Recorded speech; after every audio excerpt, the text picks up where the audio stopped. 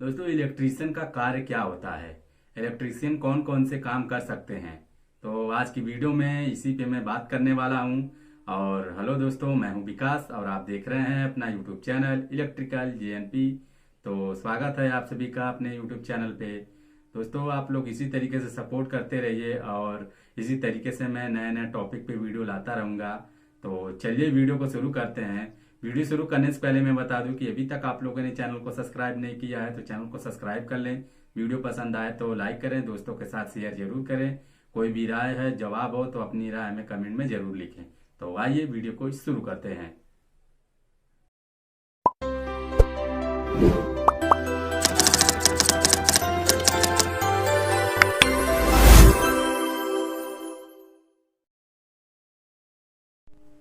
तो इलेक्ट्रीशियन के बारे में अगर हम बात करें तो सबसे पहले मैं बता दूं कि इलेक्ट्रीशियन किसे कहते हैं। आप लोगों ने ये वर्ड बहुत सुना होगा, बहुत से लोग ने ये जानते भी होंगे, बहुत से लोग नहीं भी जानते होंगे। तो आज सबसे पहले मैं आपको यही बताऊंगा कि इलेक्ट्रीशियन किसे कहते हैं। तो सबसे पहले मैं आपको जानकारी दे दूं कि ये वीडियो मैं केवल नए इलेक्ट्रीशियन के लिए बना रहा हूं जो अभी इस फील्ड में नए हैं या इलेक्ट्रीशियन का काम करने वाले हैं या कर रहे हैं। ये केवल मैं उनके लिए वीडियो बना रहा हूँ और एक्सपीरियंस वाले इस वीडियो को ना देखें, क्योंकि ये वीडियो उनके लिए मैं नहीं बना रहा हूँ। और एक चीज़ मैं और बता दूं कि ये हमारा जो ये चैनल है ये मनोरंजन पर्पस के लिए नहीं है। तो अगर आप लोग मनोरंजन पर्पस के लिए आ रहे हैं तो प्लीज़ इस पे ना आए, क्योंकि ये मनोरंजन पर्पस के लिए मैं नहीं बना रहा हूँ। तो चलिए आज हम बात करते हैं कि इलेक्ट्रिशियन का कार्य क्या होता है, इलेक्ट्रिशियन किसे कहते हैं। सबसे पहले मैं उसके बारे में बता दूं। तो इलेक्ट्रिशियन के बारे में अगर मैं बताऊं तो सबसे आसान शब्दों में तो आप ये समझ लीजिए कि इलेक्ट्रिशियन वह व्यक्ति होता है जो किसी बिगड़े हुए इलेक्ट्रिकल पुर्जे को रिपेयरिंग या ठीक करता है, उसे हम इलेक्ट्रिशियन कहते हैं। और इलेक्ट्रिशियन की कार्य की अगर मैं बात करूं तो इलेक्ट्रिशियन का कार्य बहुत सारे काम होते हैं। जैसे कि सबसे पहले हमारा कार्य होता है हाउस वायरिंग, जो कि हमारा घरों में या इंडस्ट्रियल में या हमारा जो कमर्शियल में जो भी वायरिंग होती है वो एक इलेक्ट्रीशियन के द्वारा किया जाता है।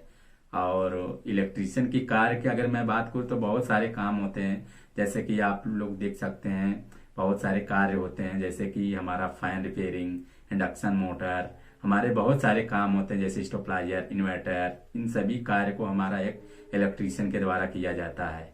और अगर मैं बात करूं इलेक्ट्रीशियन के काम की कि इलेक्ट्रीशियन का काम कितने हद तक होता है, तो जैसा कि आप लोगों ने देखा होगा कि जो हमारा जो गवर्नमेंट से जो बिजली आती है, जो हमारा मीटर होता है, वो मीटर के जो हमारे इनपुट सप्लाई जो मीटर से होता है और जो आउटपुट के निकलती है, तो उस आउटपुट के वायर के बाद से जो भी कार्य होता है वो एक इलेक्ट्रीशियन के द्वारा किया जाता है, जैसा कि आप लोगों ने देखा होगा।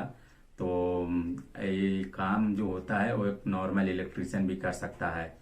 तो अगर मैं बात करूँ इलेक्ट्रीशियन के बारे में कि इलेक्ट्रीशियन कैसे बना जाए, तो दोस्तों इलेक्ट्रीशियन बनने के लिए सबसे पहली चीज होती है एक्सपीरियंस। कोई भी इलेक्ट्रीशियन तुरंत तो नहीं बन सकता है, क्योंकि इलेक्ट्रीशियन बनने के लिए अनुभवी आदमी होना चाहिए जो आपको अच्छी तरीके से नॉलेज दे सके।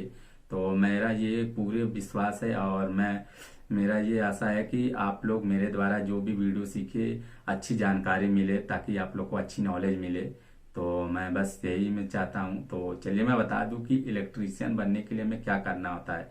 तो दोस्तों इलेक्ट्रीशियन बनने के लिए सबसे पहले आपको किसी आप जो है कि कॉन्ट्रैक्टर या किसी ठेकेदार के द्वारा आप काम सीख सकते हैं, या आप जो है कि आईटीआई कर सकते हैं। जैसा कि आपको पता होगा कि गवर्नमेंट के द्वारा बहुत सारे स्कीम भी चलाए गए हैं, उसके द्वारा भी आप इस जो है कि आप इलेक्ट्रीशियन का कार्य सीख सकते हैं या कोर्स कर सकते हैं। और चाहे तो आप किसी दुकान या किसी इलेक्ट्रीशियन के संपर्क से आप इलेक्ट्रीशियन का कार्य सीख सकते हैं। तो इन सभी के द्वारा दोस्तों आप इलेक्ट्रीशियन का कार्य सीख सकते हैं। अगर मैं बात करूं इलेक्ट्रीशियन के एक्सपीरियंस की, तो दोस्तों इलेक्ट्रीशियन का एक्सपीरियंस कोई नहीं होता है, क्योंकि इलेक्ट्रीशियन का कार्य जो होता है, सबसे पहले मैं बता दूं कि इलेक्ट्रीशियन का कार्य अगर न्यू कार्य की मैं बात करूं तो न्यू कार्य कोई भी इलेक्ट्रीशियन या नॉर्मल इलेक्ट्रीशियन या एक्सपीरियंस इलेक्ट्रीशियन कोई भी काम कर सकता है। लेकिन दोस्तों जो हमारा इलेक्ट्रीशियन का जो वर्क होता है वो इलेक्ट्रीशियन के वर्क में दो प्रकार के वर्क होते हैं। और दोनों प्रकार के वर्क में अगर बात करूं तो सबसे पहले हमारा न्यू काम होता है। जैसा कि आप लोगों देखे होंगे कि जो हमारा भवन हो गया या हमारा इंडस्ट्रियल होगा, जो भी हमारे जो न्यू काम होते हैं वो किसी भी इलेक्ट्रिशियन के द्वारा किया जा सकता है। लेकिन दोस्तों जो हमारा मेंटेनेंस का वर्क होता है वो किसी नॉर्मल इलेक्ट्रिशियन के द्वारा नहीं किया जा सकता। क्यों? क्योंकि दोस्तों उसमें ऑलरेडी किसी इलेक्ट्रिशियन के द्वारा काम हो जाता है, तो कोई दूसरा इलेक्ट्रिशियन अगर जाएगा तो तुरंत वो कार्य नहीं कर पाएगा, क्योंकि उसको समझने के लिए उसमें टाइम चाहिए। तो इलेक्ट्रिशियन की सबसे बड़ा फर्क यही होता है कि कोई भी इलेक्ट्रिशियन को सीखने के लिए कोई वो नहीं होता है।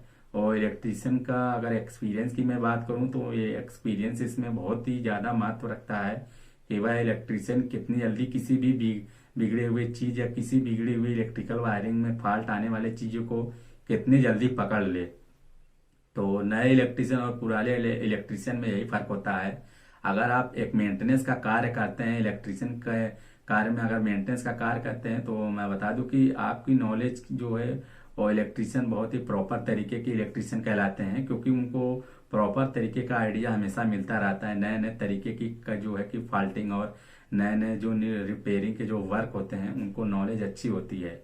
और अगर इलेक्ट्रिशियन वह व्यक्ति जो केवल न्यू वर्क को करता है तो उसका एक्सपीरियंस कम होता है दोस्तों, एक जो है कि मेंटेनेंस इलेक्ट्रिशियन के द्वारा। क्योंकि मेंटेनेंस इलेक्ट्रिशियन को सभी कार्य का जो प्रणाली होती है वो सभी अच्छी तरीके से आती है।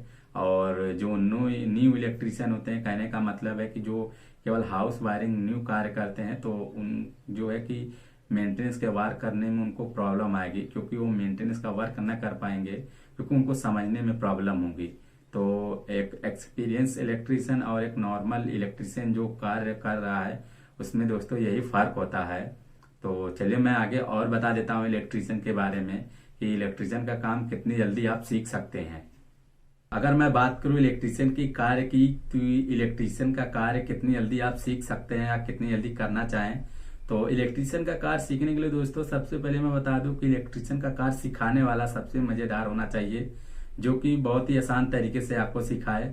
और सीखने वाला भी एक मजेदार इलेक्ट्रिशियन होना चाहिए, ताकि वो बात को समझे कि एक इलेक्ट्रिशियन क्या क्या कर रहा है, किस तरीके से किस कार्य को कर रहा है, उसको समझना या उसके बारे में जानना वो चीज बहुत ही महत्वपूर्ण होती है। आपको पता होगा कि इलेक्ट्रिशियन के हर कार्य में, छोटी छोटी कार्य में जो है हर इलेक्ट्रिशियन को, जो नए इलेक्ट्रिशियन उनको ध्यान देना चाहिए।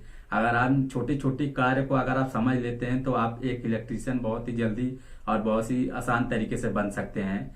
और अगर छोटे छोटे कार्य को अगर आप ध्यान नहीं देते हैं, और अगर मैं सबसे पहले टाइम की बात करूं तो एक इलेक्ट्रिशियन के लिए दोस्तों 1 हफ्ता भी लग सकता है, 6 मंथ भी लग सकता है, 1 मंथ भी लग सकता है, 1 ईयर लग सकता है, चाहे तो अगर मैं कहूँ 3 ईयर्स भी लग सकता है। और एक इलेक्ट्रिशियन को सिखाने और एक इलेक्ट्रिशियन को सीखने की जो वक्त लगे, क्योंकि आपको पता होगा कि सीखने वाला और सिखाने वाला अगर दोनों सही है तो आप बहुत ही जल्दी इलेक्ट्रिशियन का कार्य सीख सकते हैं।